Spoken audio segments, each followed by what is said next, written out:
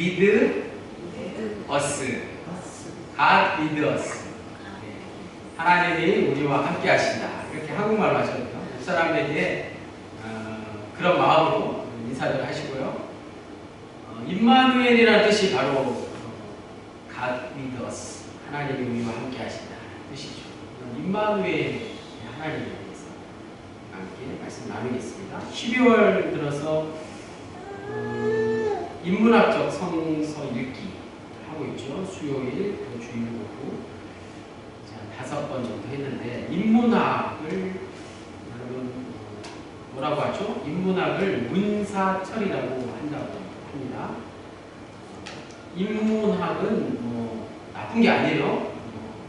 인본주의하고는 다른 겁니다. 인문학은 문학, 역사, 철학 줄여서 문사철 이렇게 이야기하는 거죠. 다림사관이 여러 번 말씀드렸듯이 바로 이 성경의 그 인문학적인 요소들이 가득하다는 사실입니다. 그래서 성경을 읽을 때, 성서를 읽을 때 우리가 이런 인문학적인 견해, 생각을 가지고 읽을 필요가 있다는 것이죠. 인간 삶의 흔적들에 대한 연구가 바로 인문학인데 인간은 인문학을 통해서 죽음에 대한 많은 생각을 지금까지 해왔습니다.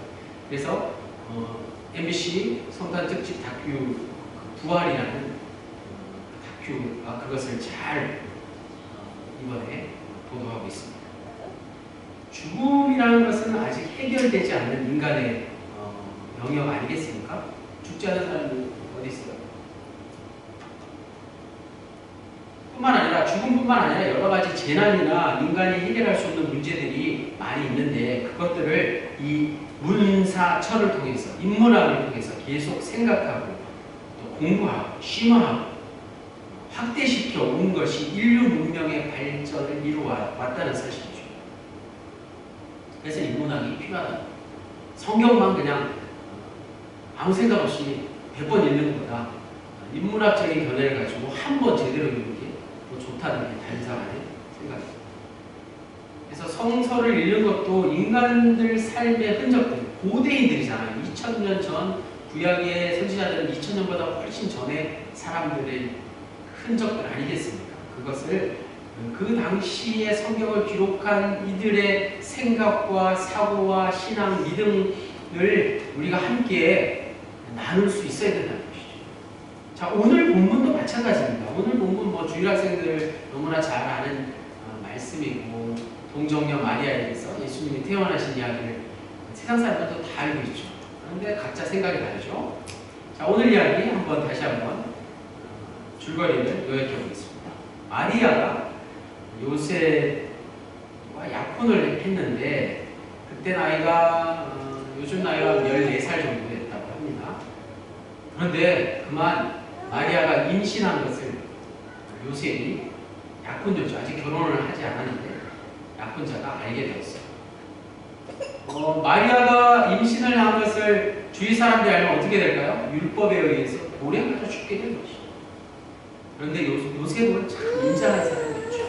마리아가 그렇게 죽게 버려둘 수 없었던 것이죠. 그래서 소문이 밖으로 새나가지 않도록 조심하면서 그래도 자신의 결혼 상대자가 임신을 했다는 것은 파혼을 해야 되지 않겠습니까? 파혼을 하려고 마음 먹었지 않았습니까? 그런데 요셉의 꿈속에 천사가 나타나서 요셉에게 이렇게 이야기하는 거예요. 마리아의 태중에 있는 아기는 남자와 동침해서 생긴 것이 아니라 성령으로 말미암은 것이다. 그러니 걱정 말고 마리아를 아내로 맞아들이라. 아이를 낳으라. 그 이름을 예수라 하라. 이렇게 천사가 이야기해 준 거죠. 두 가지 일이 일어났고요. 요셉에게 일어난 일이 두 가지입니다. 현실적인 것과 비현실적인 것 동시에 일어난 거죠. 현실적인 일은 자신과 약혼한 마리아가 자신과 동거한 적이 없는데 임신했다는 사실입니다. 이건 명확한 팩트라고 할까요? 그런데 두 번째는 천사가 꿈에 나타나서 마리아의 임신이 성령에 의한 것이라고 말한 것이죠. 이것은 굉장히 영적인 것이죠. 전자는 현실적인 것이고 후자는 비현실적인 것이죠. 전자는 누구나 알 수 있는 일이지만 후자는 개인만이 알 수 있는 일이에요. 최소한의 이성적인 생각을 가지고 있는 사람이라고 한다면 전자의 무게를 두고 요즘 말로 하면 병원에 가서 수술을 한다든지 어떻게 아이를 낳게 되면 어떻게 할 것인가 이런 판단을 계획을 하겠지만 요셉은 후자의 무게를 두고 성령의 인도하심에 따랐다는 게 중요합니다. 꿈에 나타난 천사의 말을 따라서 마리아와 파혼하지 않고 아내로 맞아들이고 아기를 낳을 준비를 했다는 사실이죠. 앞서 말씀드린 대로 요셉은 정말 인간적으로 덕이 많은 사람일 뿐만 아니라 믿음도 굉장히 좋은 사람 아니었겠습니까? 보통 사람 같았으면 배신감으로 인해서 마리아를 결코 용서할 수 없었을 것입니다. 그렇다고 한들 세상 사람들로부터 비난을 받지는 않았을 것이죠. 꿈에 나타난 천사의 말을 믿고 그대로 따랐다는 것은 매우 특이한 경우가 아니면 도저히 말이 안 되는 것이죠. 그래서 마리아의 동정녀 탄생, 예수 탄생 이야기를 세상 사람들이 어떻게 생각할까? 우리가 한번 관심을 가져볼 필요가 있습니다. 보통 사람 같으면, 요즘 말로 세상 사람 같으면 마리아 사건으로 마음이 어수선해서 자기가 헛것을 본 게 아닌가, 그냥 꿈이니까 무시해버릴 수 있지 않았을까 생각할 수 있습니다. 그런데 요셉은 믿음이 좋았던 것이죠. 마리아를 아내로 받아들이고 아기를 낳을 때까지 오늘 본 마지막 부분에 동침하지도 않았다는 것이죠. 어떤 의혹을 제거하기 위해서 예수님의 탄생, 오늘 이야기가 나오는 마태복음 1장 본문에서 요셉의 역할이 얼마나 중요한가를 잘 알 수 있습니다. 자, 그리고 23절에 보면 이사야 선지자의 말씀을 그대로 인용하고 있는 것이 나오죠. 한 칸 오른쪽으로 밀려서 본문에 기록되어 있는 말씀, 이사야 7장 14절 말씀, 동정녀가 잉태하여 아들을 낳으리니 그 이름을 임마누엘이라 하리라. 오늘 말씀의 제목입니다. 마태복음 기자는 이미 18절에서도 마리아의 임신이 성령에 의한 것이라고 이야기했고, 또 꿈에 나타난 천사의 입을 통해서 그것을 다시 한번 재차 강조하고 있습니다. 그런데 우리가 주의해야 할 것은 마리아의 동정녀 마리아의 예수 탄생 이야기는 마가복음과 요한복음에는 나오지 않는다는 것이죠. 그리고 바울 서신 같은데도 동정녀 마리아로 인해서 예수님이 탄생한 이야기 같은 것은 전혀 다루지 않습니다. 왜 그럴까요? 오직 마태복음과 누가복음에서만 다루고 있다는 사실. 예수님의 동정녀 탄생 이야기가 기독교 신앙에서 그토록 중요한 핵심이 되는 것은 아니라는 의미가 될 수 있습니다. 반대로 예수님의 십자가 사건과 부활 생명 사건은 모든 성경이 처음부터 끝까지 다루고 있는 사실이죠. 기독교의 핵심이 어디에 있다고요? 마리아의 동정녀 예수 탄생에 있지 않고 예수 그리스도의 십자가와 부활 사건에 있다는 것을 우리가 기억해야 할 것입니다. 고대 시대에, 지금부터 2000년이 훨씬 지난 그 시대에는 육체적인 아버지가 없이 태어난 위인에 대한 이야기가 많이 있습니다. 우리나라의 그 삼국 신화, 설화 이야기를 보면 알에서도 사람이 태어나고 그런 이야기들이 많이 있잖아요. 그런 설화라는 말씀이 아니라 고대 시대에 플라톤이라는 유명한 철학자가 있죠. 소크라테스의 제자인 플라톤도 아버지 없이 태어난 위인으로 그렇게 전해져 내려옵니다. 플라톤은 아버지가 없어요.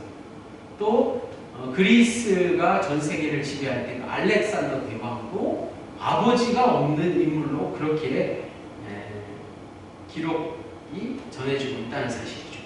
당시 성경을 기록할 때 지금부터 2000년 전에 성서 기자들, 마태복음 기자, 누가복음 기자들도 이 고대인들의 그 세계관을 영향을 받지 않을 수 없었다는 것입니다. 앞서 말씀드린 대로 인문학적인 요소가 이 마리아의 동정녀 예수 탄생 이야기에 자연스럽게 서로 이야기가 공유되었다는 사실이죠. 자, 오늘 2000년이 훨씬 지난 요즘 세상 사람들이 아버지가 남자와 동침하지 않고 아기를 낳을 수 있다고 도저히 생각할 수 없는 것과는 반대로 당시 고대인들은 그런 생각이 자연스럽게 예수님과 같은 위대한 인물에게는 적용할 수 있었다는 말씀. 인문학적인 성서 읽기에 아주 중요한 요소라고 할 수 있겠죠. 반면에 복음서와 사도신경에도 이 동정녀 마리아에게서 예수님이 탄생했다라는 진술이 중요하게 오늘날까지 전해지고 있는 것은 동정녀 사건이 아니라 아버지가 남자와 동침하지 않고 예수가 탄생했다는 것에 관심을 맞춰야 될 것이 아니라 마리아라는 여자에게서 분명히 예수님이 탄생했다는 데 있습니다. 예수님은 참 인간이셨다는 사실을 우리가 분명히 알아야 된다는 말씀이죠. 동정녀 사건에 관심을 갖기보다 어디에 관심을 가지라고요? 한 여인에게, 마리아라는 여인에게 예수님이 참 인간의 몸으로 이 땅에 오셨다는 사실을 기억해야 된다는 말씀입니다. 예수님은 그저 하늘에서 뚝 떨어진 그런 존재가 아니라 구체적으로 한 여인의 몸에서 태어나신 분이라는 것을 성서 기자는 말하고 있다는 것입니다. 바로 예수님의 인간성을 강조하는 것이죠. 반면에 초기 기독교 당시에 우리가 잘 아는 영지주의자와 같은 이단들은 예수님을 그저 신의 하나님의 그림자 정도로 여겼던 것이죠. 인간으로 인정하지 않았다는 사실입니다. 영지주의자들은 예수님을 인간이 아니라 하나님의 그림자였다고 생각했습니다. 예수님을 하나님이라고 믿는 사람들에게 예수님이 우리와 똑같이 인간적인 육체를 가졌다는 사실이 부담스럽고 거부감을 불러일으켰던 것이 바로 이 영지주의자들, 초기 기독교 당시, 초대교회 당시에 만연했던 그 이단 사상이 바로 이런 것들이었습니다. 그러한 영향으로 초대교회 성도들은 그들을 이단으로 척결하고 예수님이 우리와 똑같은 몸을 갖고 이 땅에 오시고 사신 분이라는 것을 한순간도 양보할 수 없었다는 말씀이죠. 그런 몸을 가지신 예수님이 당연히 여자의 몸에서 태어날 수밖에 없었다는 사실, 바로 그 여인이 바로 마리아라는 사실. 마리아는 바로 예수님이 이 땅에 태어나게 한 인간이었다는 사실이죠. 단지 마태복음과 누가복음에서 그리고 사도신경에 이르기까지 고대인들에게는 자연스럽게 받아들여질 수 있도록 동정녀 탄생 이야기를 오늘 본문에도 기록하고 있다는 것입니다. 자, 오늘 다시 한번 우리가 동정녀라는 고대인들의 그런 표현에 호기심을 느끼기보다 기독교 신앙의 아주 가장 중요한 핵심이 무엇인가에 더 관심을 가져야 한다는 말씀입니다. 자, 그것은 하나님께서 예수님의 탄생에 직접적으로 개입하셨다는 사실이죠.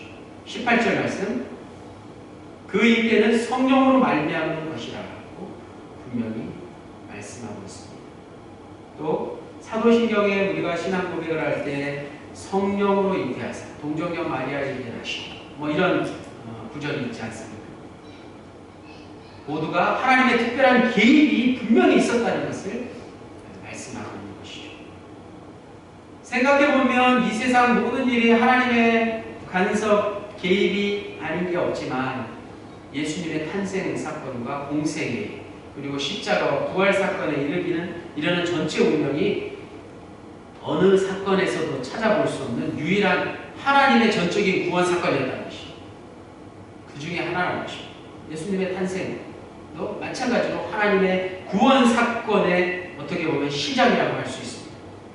오늘 본문을 쓴 마태복음 기자가 그 사실을 많은 사람들이 쉽게 알아듣게 하기 위해서 일반적으로 받아들여야 동정녀 탄생 이야기를 빌려온 것이 아닌가, 인문학적인 성서인의 관점으로 말씀드렸습니다.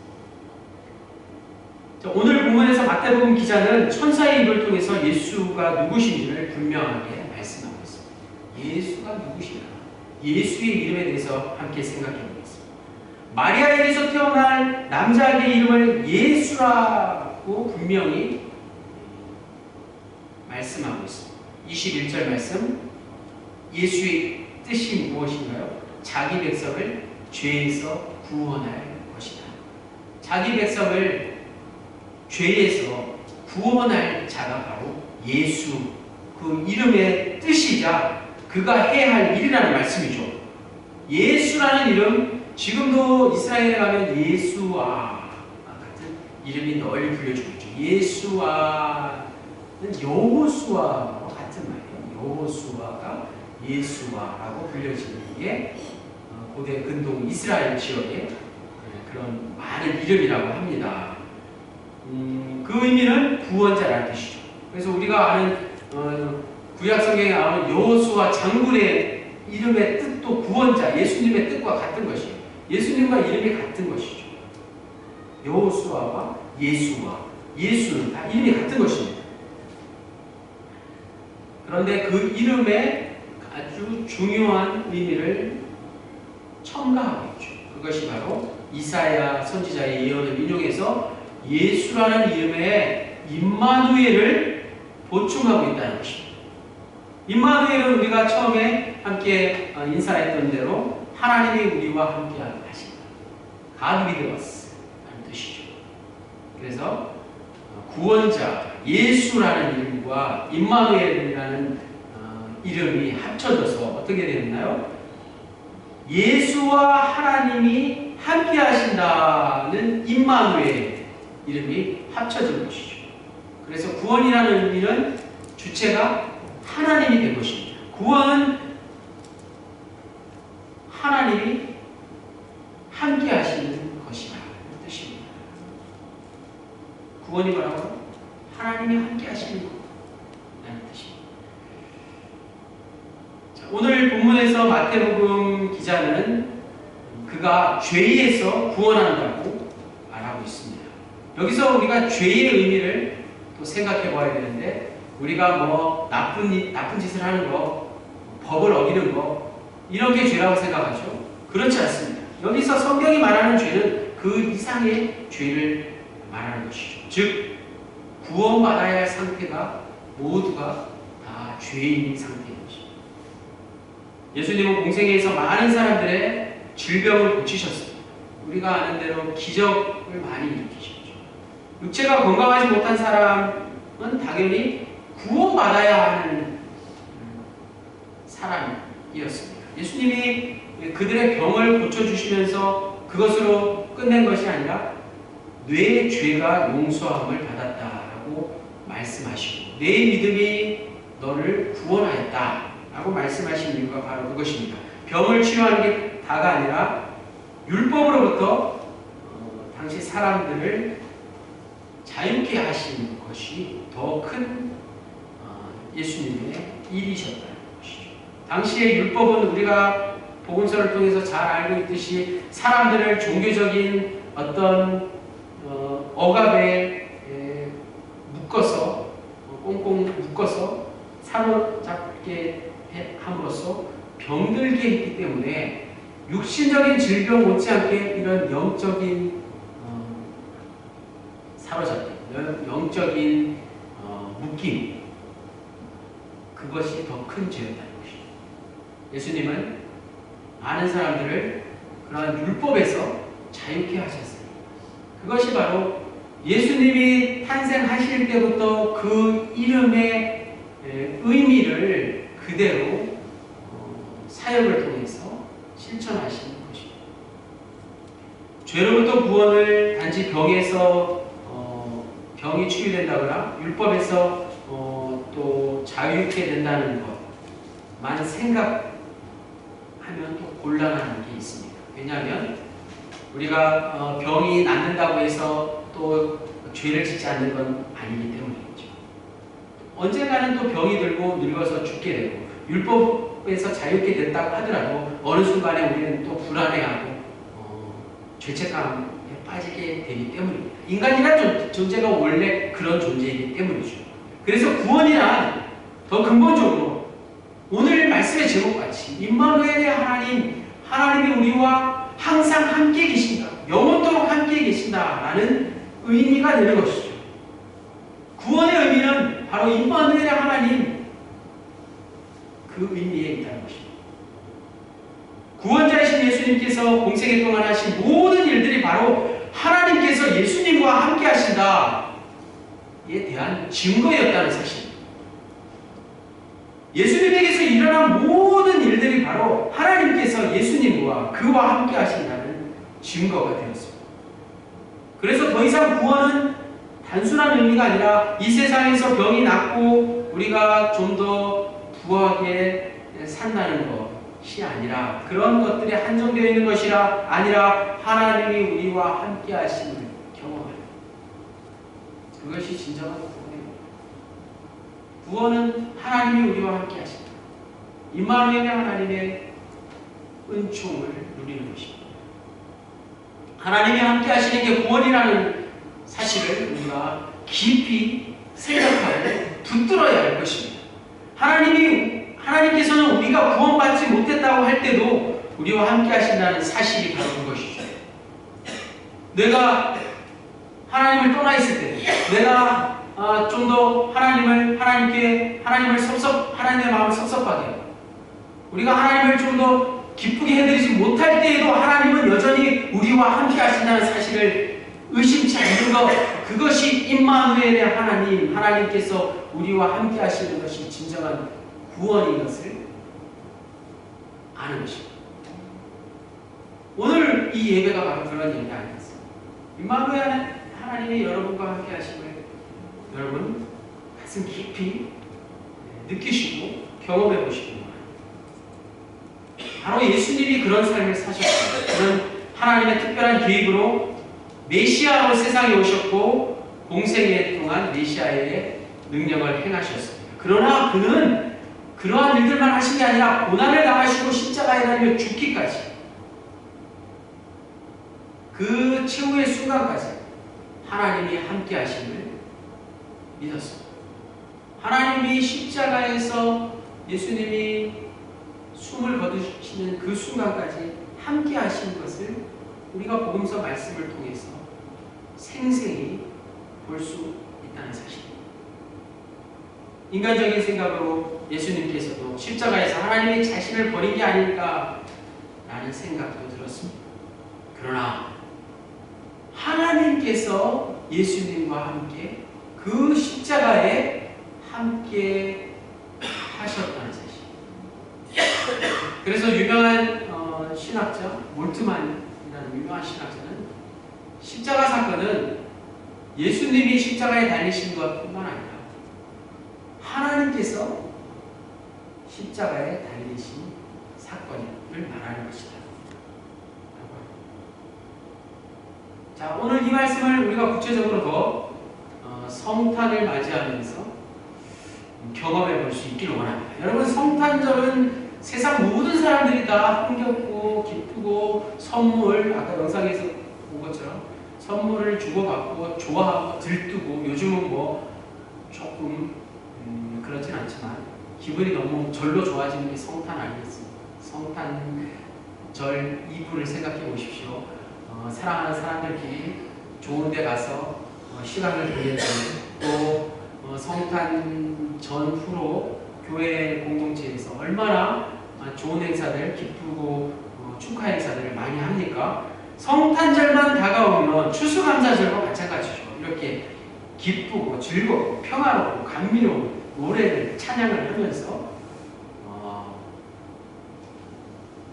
육신의 어머니 되시는 마리아 품에 안겨 있는 아기 예수의 그 사랑스러운 모습만을 생각한다는 것이죠. 그런데 결코 그게 나가 아니라는 것을 기억해요. 물론 마리아의 품에 안긴 아기 예수의 모습을 보면서 하늘의 영광, 땅의 평화를 우리가 맛볼 수는 있습니다. 하지만 동시에 우리가 분명히 기억해야 할 것은 그 아기 예수의 모습을 통해서 그가 죽으신 그 십자가를 생각할 수 있어야 된다는 것입니다. 마리아의 품에 안긴 아기 예수의 모습과 십자가에 달리신 예수님의 모습을 동시에 볼 수 있어야 된다는 것입니다.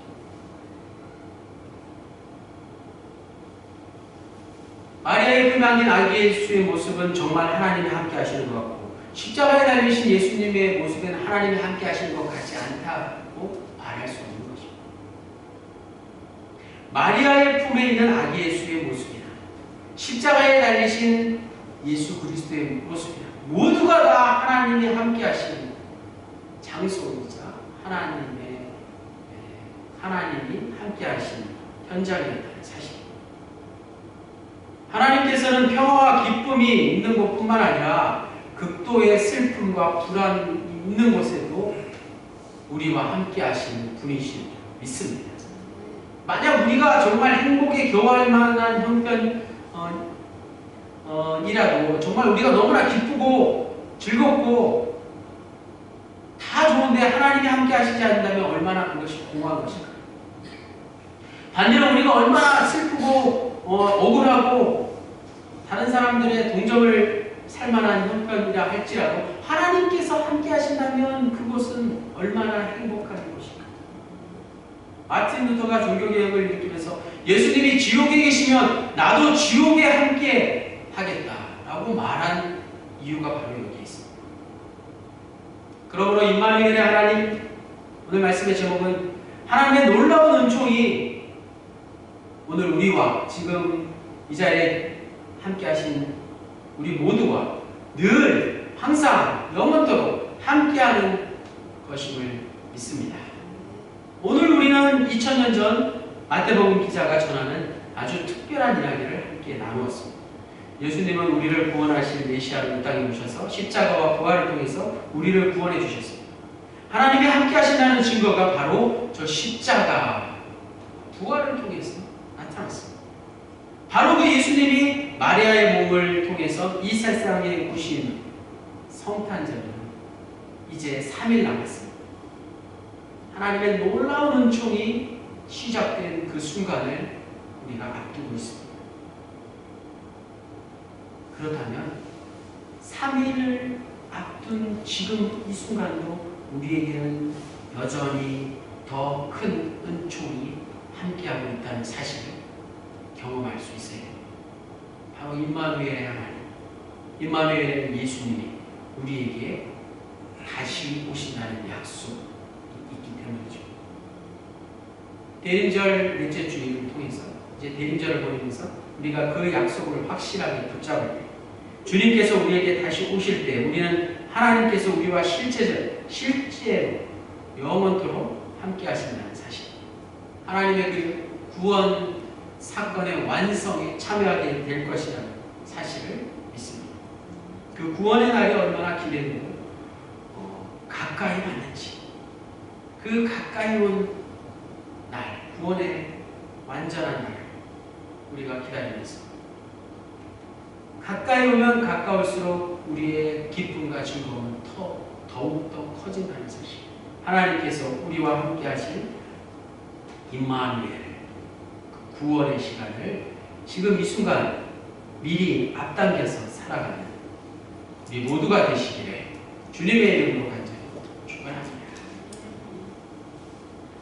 하나님, 주님께서 때가 되셔서 독생자 예수 그리스도를 이 땅에 보내시고 모든 이의 영원한 구원자가 되셨습니다. 하나님은 예수 그리스도 안에서 육신이 되어 은혜와 진리가 충만한 가운데 모든 사람과 인류의 역사 안에 보여주셨습니다. 우리는 거기서 주님의 영광을, 곧 임마누엘의 은총과 사랑을 경험했습니다. 하나님이 육신을 입으시고 하늘에서 땅으로 내려오셔서 그 자기의 거룩함마저도 우리에게 보여주셨습니다. 성육신하시고 이 땅에 오신 아기 예수의 탄생을 기다리며 이제 영원토록 우리에게 다시 오실 영원하신 예수 그리스도의 이름으로 기도하였습니다. 아멘. 감사합니다. 자리에서 일어나셔서 작은 목소리 하나 찬송하시고 축하하시고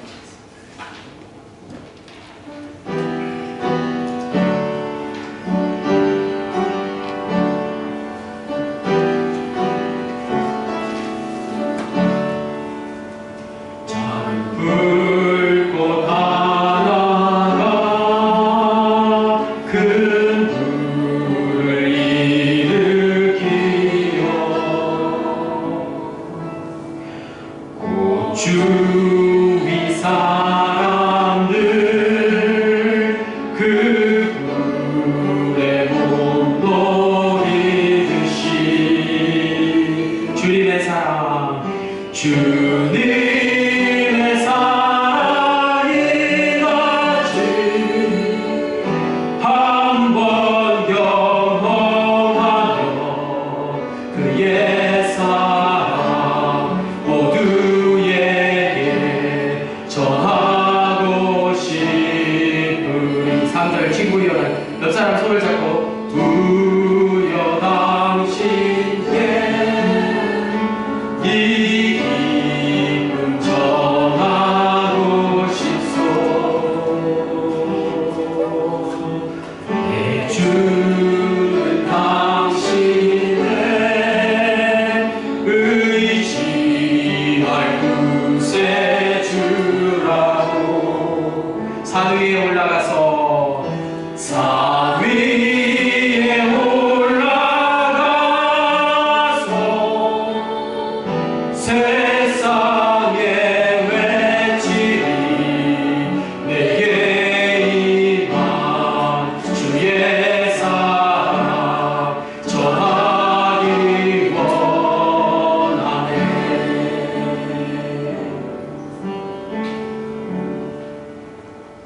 지금은 우리 주 예수 그리스도의 무한하신 은혜와 하나님 아버지의 극진하신 사랑하심과 성령님의 함께하심이 임마누엘 하나님을 소망하며 누리며 영원토록 살기 원하는 우리 모두에게 영원토록 함께하시기를 간절히 축원하옵나이다.